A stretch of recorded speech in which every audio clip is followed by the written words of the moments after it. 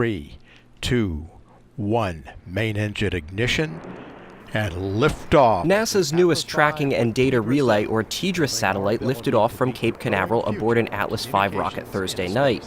TDRS-L, the second satellite in the trio, will provide high data rate communications to the International Space Station, Hubble Space Telescope, and other satellites and spacecraft. On its way into space, you can clearly see the rocket's vapor cone as it breaks the sound barrier.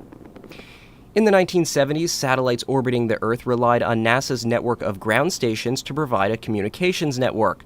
This meant that the network could only provide coverage for just 15% of the satellite's orbit. The TDRS fleet began operating in 1983 during the Space Shuttle era. To date, 11 TDRS satellites have been put into orbit and 8 remain operational. With their network, they're able to provide constant communication between objects in space and the ground.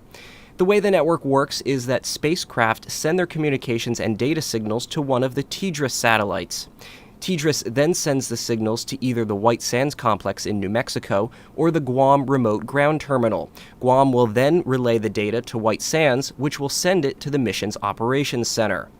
The last of the trio, TDRS-M, is slated for launch in 2015.